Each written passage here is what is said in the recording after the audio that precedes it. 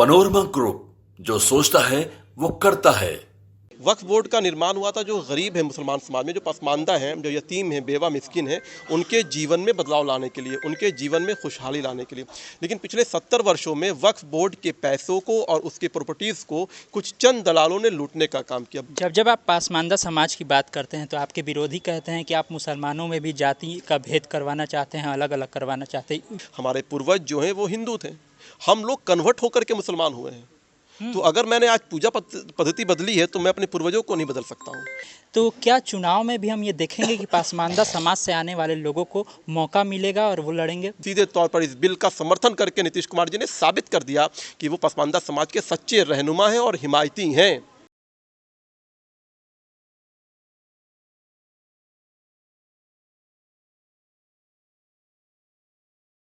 नमस्कार, न्यूज़ हाट देख रहे हैं आप। मैं हूं आपके साथ अनिकेत पाठक। देखिए, हम यहां पर पटना में मौजूद हैं और वक्फ बोर्ड बिल जब पास हुआ उसके बाद कानून बना तो तमाम सारी बातें हुई। कहा गया कि मुस्लिमों के खिलाफ है, एक वर्ग ने बहुत करके ये भ्रम फैलाया। और जब आज कार्यक्रम हुआ तो बीजेपी का, उसमें भारी संख्या में मुस्लिम समाज के लोग आए हुए थे, खास करके पासमानदा समाज के लोग आए हुए थे। हमारे साथ मीडिया प्रभारी हैं बीजेपी के दानिश इकबाल जी, उन्हीं से सीधी बातचीत करेंगे।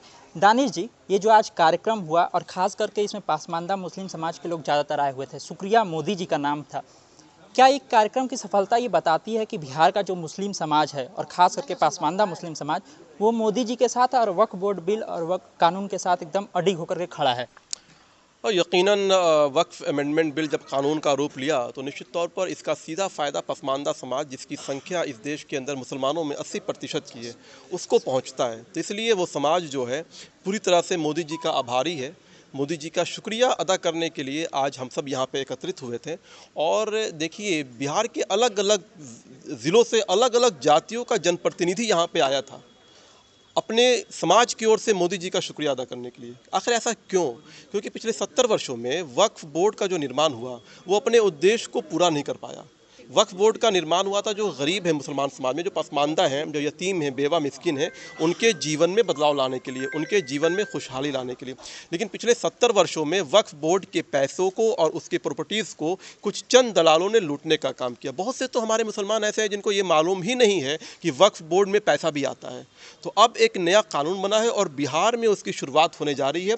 एक सशक्त वक्फ बोर्ड का निर्माण बिहार में होगा। बिहार में वक्फ बोर्ड की ज़मीन पर वक्फ बोर्ड के पैसे से पहली बार अस्पताल का निर्माण होगा। ये कमिटमेंट है। वक्फ बोर्ड के ज़मीन पर वक्फ बोर्ड के पैसे से पहली बार जो है एजुकेशन सिस्टम को खड़ा किया जाएगा। विधवा और अनाथों के लिए, जिनका कोई घर नहीं है, उनके लिए वक्फ बोर्ड के ज़मीन पर उनको जो है उनका घर बनाया जाएगा। और ये बात बिहार की सरकार को मैंने आग्रह किया है, पसमानदा समाज ने आग्रह किया है और ये सरकार पे पूरा विश्वास है कि ये सरकार कमिटेड है पसमानदा समाज के जीवन को मुख्यधारा में लाने के लिए। तो एक मिसाल होगा, एक उदाहरण होगा और सीधा फ़ायदा इन लोगों तक पहुंचेगा जो लोग विरोध कर रहे हैं। आप देखे होंगे पटना के अंदर भी काला पट्टा बांध के ये काले कौवे जो है नीतीश कुमार के चारों तरफ मंडरा रहे थे। किसी तरह नीतीश कुमार जो है इस वक्फ अमेंडमेंट बिल को सपोर्ट ना करें, लेकिन नीतीश कुमार जी ने मुंहतोड़ जवाब दिया और उन्होंने कोई कंप्रोमाइज़ नहीं किया। सामाजिक न्याय के आधार पर उन्होंने मुस्लिम समाज के पसमानदा जो कौम है उसको मुख्यधारा में लाने के लिए कोई कॉम्प्रोमाइज़ नहीं किया और सीधे तौर पर इस बिल का समर्थन करके नीतीश कुमार जी ने साबित कर दिया कि वो पसमानदा समाज के सच्चे रहनुमा हैं और हिमायती हैं। जब आप पासमानदा समाज की बात करते हैं तो आपके विरोधी कहते हैं कि आप मुसलमानों में भी जाति का भेद करवाना चाहते हैं, अलग अलग करवाना चाहते हैं। क्या जवाब देंगे? ये इन विरोधियों की पन्ने और परत दर परत उखाड़ करके और निकाल करके मैं रख दूंगा। मुस्लिम कम्युनिटी के अंदर 300 से ज़्यादा जातियां हैं। कभी इन्होंने ना कभी उनकी सूद ली, ना कभी उनकी हेल्प की, ना कभी उनको मुख्यधारा में लाने की कोई। ये संख्या किसकी है? ये कौन है? ये वोट बैंक कौन है इन लोगों का? ये 80% वो पसमानदा मुसलमान जो पिछड़ा है, जो अति पिछड़ा है, जिसके अंदर तालीम नहीं, जिसके अंदर शिक्षा नहीं, जिसके अंदर रोज़गार नहीं, जिसकी महिलाओं में सजगता नहीं। आज नरेंद्र मोदी जी जो है उन बच्चों को तालीम देना चाहते हैं वक्फ बोर्ड के पैसा के माध्यम से। आज उनको रोज़गार देना चाहते हैं, उनके महिलाओं को सजग बनाना चाहते हैं। तो जानते हैं क्या होगा?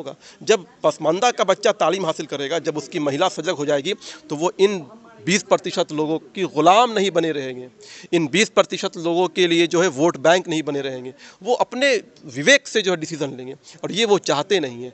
और इन जो गरीब पासमानदा जो आए थे, इनके बच्चों के फटे कपड़े, इनके बदहाली सूरत का फ़ोटो भेज करके ये लोग अरब और दुबई से जो है करोड़ों अरबों रुपया कमाते हैं और खाते हैं इनके नाम पर।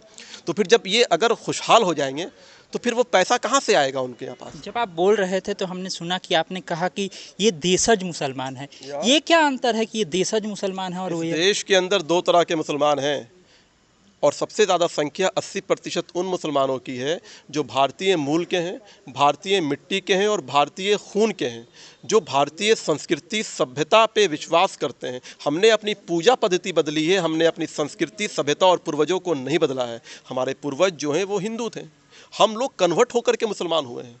तो अगर मैंने आज पूजा पद्धति बदली है तो मैं अपने पूर्वजों को नहीं बदल सकता हूँ। तो इसलिए मैं कहता हूँ कि हम लोग देशज मुसलमान हैं। दूसरे वो मुसलमान हैं जो 20% हैं, जो कभी अफ़गान आक्रांताओं के साथ आए, जो कभी ईरान के साथ आए, जो कभी अरब से आए। तो ये लुटेरे, ये आक्रांताओं के साथ भारत में आने वाले लोग, ये 20% उनकी संख्या है और हमारे 80% जो हम भारतीय लोग हैं। और देखो ये जो 20% की जो संख्या है, ये नहीं चाहते हैं कि 80% का जो गरीब अशिक्षित मुसलमान, पासमानदा मुसलमान है, वो शिक्षित हो जाए, क्योंकि अगर ये शिक्षित हो गया तो इसके पास ताकत आ जाएगी, क्योंकि इसकी संख्या 80% है और वो पूरे 20% हम 80% पे जो है राज करना चाहते हैं और हमारे बल पे जो है वो अपनी तुष्टिकरण करा ले जाते हैं। पासमानदा समाज का एक व्यक्ति आपको जामिया और अलीगढ़ मुस्लिम यूनिवर्सिटी में दरबान नहीं मिलेगा, all India Muslim personal law board के ऑफिस में एक दरबान पासमानदा समाज का नहीं मिलेगा। तो इसलिए ये पासमानदा समाज को पीछे रखना चाहते हैं कि अगर पासमानदा समाज जागरूक हो गया तो इनकी दुकानें बंद हो जाएंगी। अगर गरीब जो है, मुसलमान गरीब अगर तरक्की कर गया तो फिर इनका वोट बैंक कौन रहेगा, इनका गुलाम कौन बनेगा।